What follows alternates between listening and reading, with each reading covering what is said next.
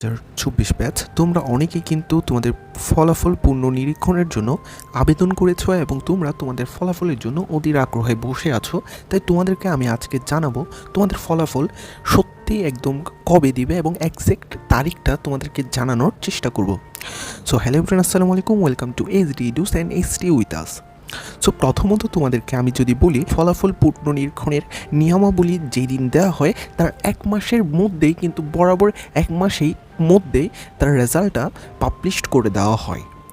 এবং তোমাদেরকে আমি যদি গত বছরের নিরীক্ষে তোমাদেরকে দেখাই, তাহলে তোমরা দেখতে পাচ্ছ এখানে এসএসসি 2023 ব্যাচের যে ফল পুনর্নিরীক্ষণের নিয়মাবলী দেওয়া হয়েছিল 28শে জুলাই এবং সেটির রেজাল্ট দেওয়া হয়েছে 28শে আগস্ট, অর্থাৎ এক মাসের মধ্যে রেজাল্টটি দেওয়া হয়েছে। এখন তোমাদের এই নিয়মাবলীর ডেটটা যদি তোমাদেরকে দেখাই, তাহলে এখানে আসে তোমাদের 13ই মে এই নিয়মাবলীর নোটিশটি প্রকাশ করা হয়, অর্থাৎ তোমাদের 13ই জুন তোমাদের রেজাল্ট দেওয়া হবে। তাই এটি নিয়ে অতিরিক্ত টেনশন করার কোনো কারণ নেই। অনেকেই অনেক ধরনের নিউজ প্রচার করে যাচ্ছে, তাই তোমাদেরকে বলবো অতিরিক্ত টেনশন না করে তোমরা ওয়েট করো, তোমাদের 13 জুন তোমাদের রেজাল্ট প্রকাশ করা হবে।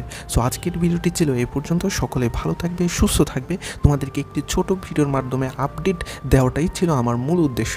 সো সবাইয়ের জন্য অনেক অনেক শুভকামনা। সবাইকে আসসালামু আলাইকুম ওয়া রাহমাতুল্লাহি ওয়া বারাকাতুহু।